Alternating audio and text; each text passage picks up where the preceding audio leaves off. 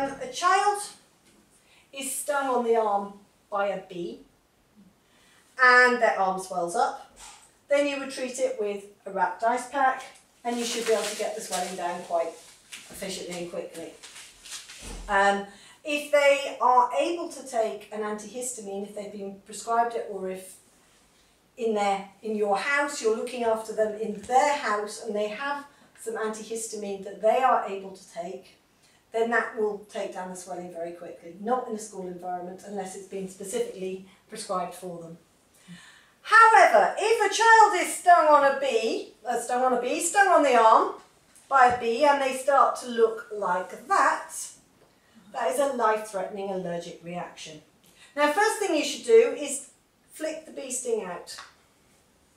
So flick it out with your thumbnail or a credit card.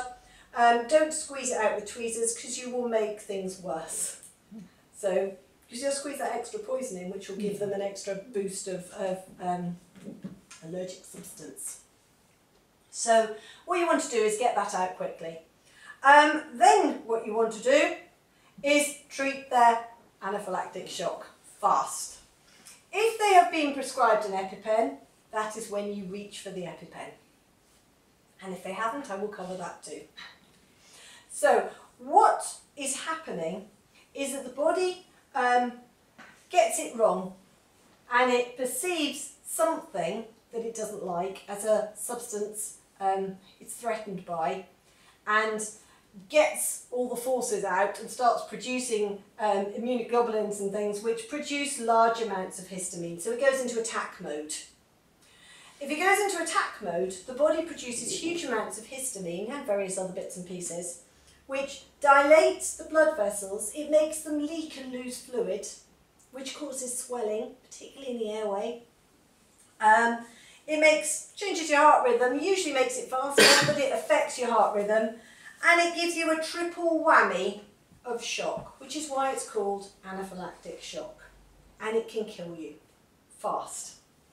So,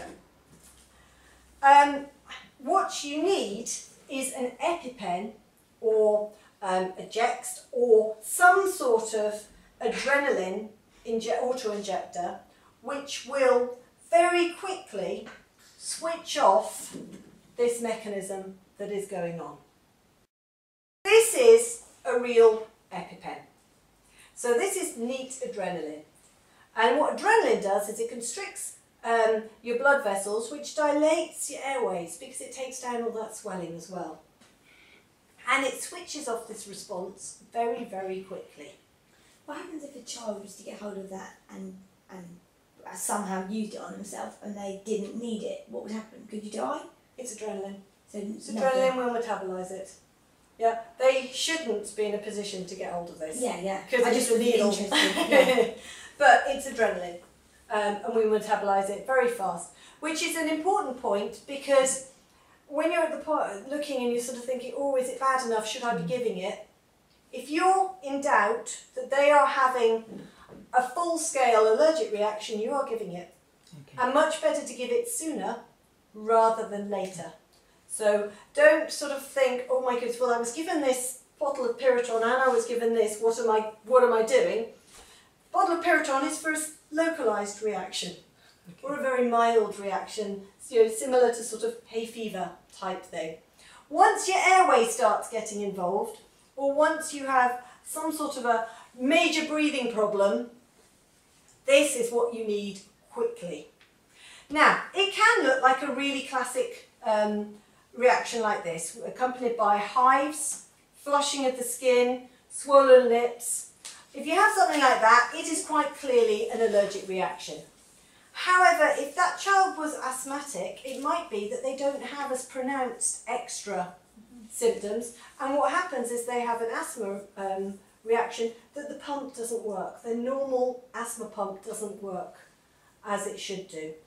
In which case, if they have that and they have an EpiPen, you obviously, for asthma, you will try with the salbutamol inhaler first.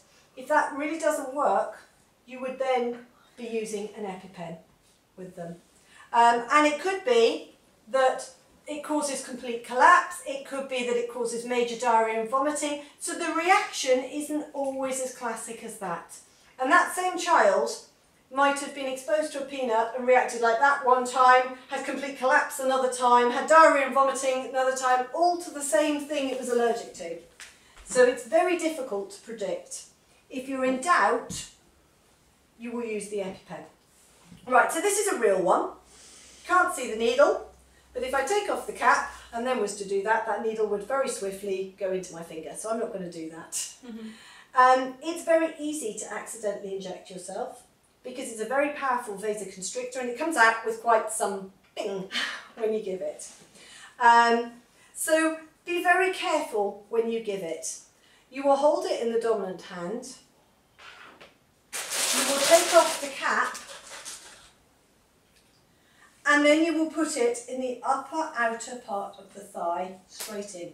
You need to hold it for a full 10 seconds and hold it very still because in the new EpiPens, they've just been redone, and in the Jext, so those are the two types of auto-injector that we have in this country. When you remove it, a sheath comes down which covers the needle. And with that, if you're not holding it really still, that sheath can trigger out and then you're not giving the medication as hard as you can. So you need to hold it for a full 10 seconds. It takes 10 seconds for the medication to pump into them. Get it out and give them a rub. Obviously not through the trousers. Yeah. Can go through trousers. Really? If you don't have to put it through trousers, it would be better not to. Yeah. So why is it best to put it in the leg?